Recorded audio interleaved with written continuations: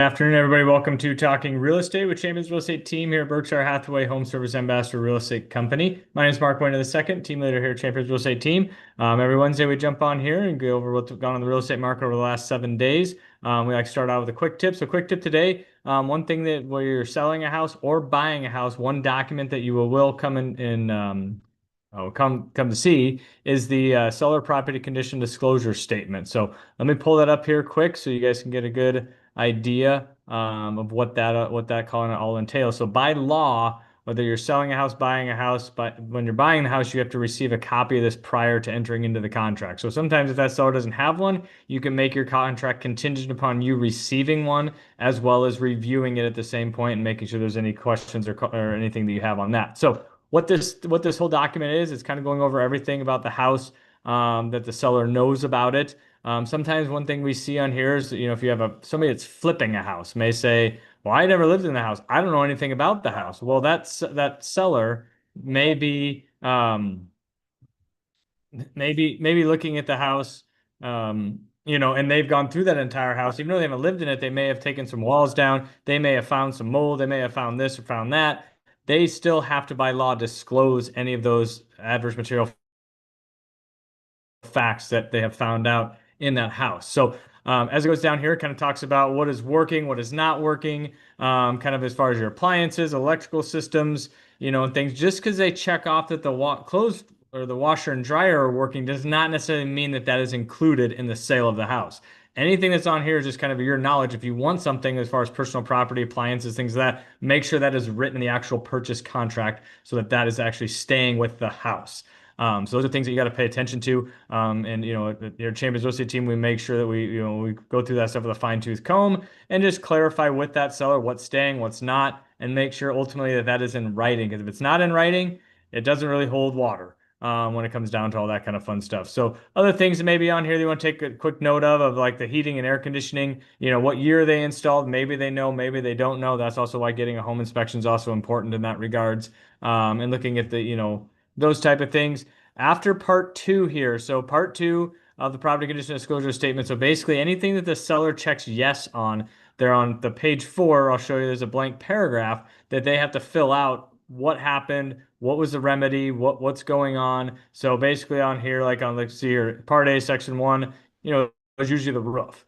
Does the roof leak? Has the roof leaked? So if it has leaked, they just put down there, hey, roof leaked. When we had a hailstorm, roof was replaced. Haven't seen any issues since. And they put the year that was done, maybe the contractor that did that, or any documentation they have with that. So those are those things you want to make sure that you put everything on here. Because I always joke with my sellers, if you don't disclose it, your neighbors will. Kind of funny joke. But, the thing is your neighbors always want to be helpful. If you're out looking at a house as a buyer, you may see the neighbor out. You may go talk to him and say, hey, what do you know about the house? Da, da, da, da. So, oh, I hope they got that water issue fixed in the basement. And you come to the disclosure and it says it doesn't leak, and then you just, you ask that seller, hey, the neighbor said, oh, yeah, well, we did have that. So, those are those things you always, as a seller put, some sellers say, well, I don't want to mark everything up on here, because that may steer some buyers away from the house. Well, the thing is best to disclose anything and everything that with regards to the house. And that way, that buyer, they can get, they can get an expert opinion on anything that comes up on there. Has it been fixed?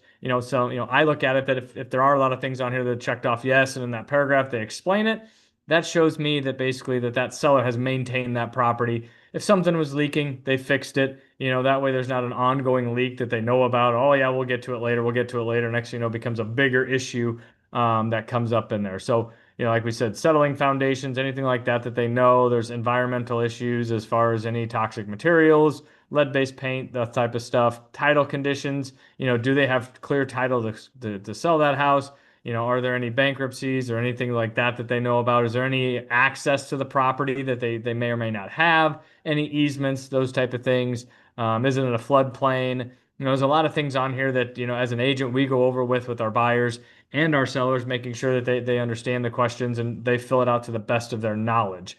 I can dive into this whole thing for 3 hours, but trying to give a little bit quick here. So this is the 4th page. So in this paragraph, that's where you'd fill out anything, and if you see that's blank and the people have lived there for 30 years, in my mind, they're kind of like, well, nothing has happened in 30 years that you've lived in that house. So sometimes I ask that seller's agent, hey, is there anything that we need to be aware of that the sellers may or may not have put on here. So that's just one thing that we do. Make sure that you know what you're buying. Ultimately, getting a home inspection is a good idea. You can also give this to your home inspector so that they can see if there's, the roof was replaced, was it done properly? They can see, based on that home inspection and things of that sort. So our quick tip, obviously is just that seller property condition disclosure statement here.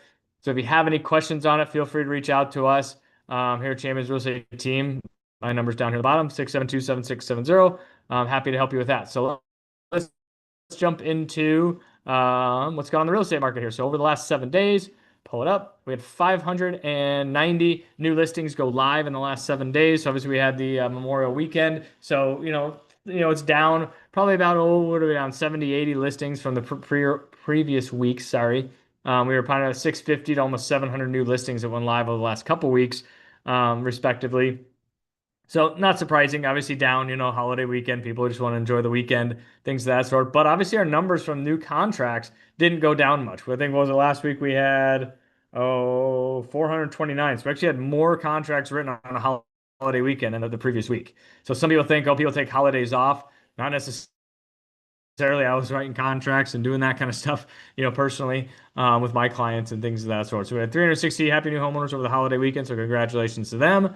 But yeah, so the market is still pretty active, and all that kind of good stuff. So if you have questions, comments, getting that house ready to sell, now is the time to get it on. Some people that you may have school-aged kids, they want to get in now, June, July, they want to get in that house, before school starts and things like that. So if that's something that you're considering, maybe you're close to a school, or something like that, that's, it's best to get that on sooner than later. Just that kind of, I guess, another quick tip from a seller's perspective. But ultimately, you want to make sure that house is ready. Don't jump the gun, and make sure that thing's ready, because obviously the buyers that are out there, well educated, they know what their money's going to get them, because some of them have written multiple offers on houses, have not gotten some of those. So they know what 500 gets them. They know what 525, 450, whatever ballpark that they're looking in. They've seen those houses and they can walk in. And so, pricing that house appropriately is very important.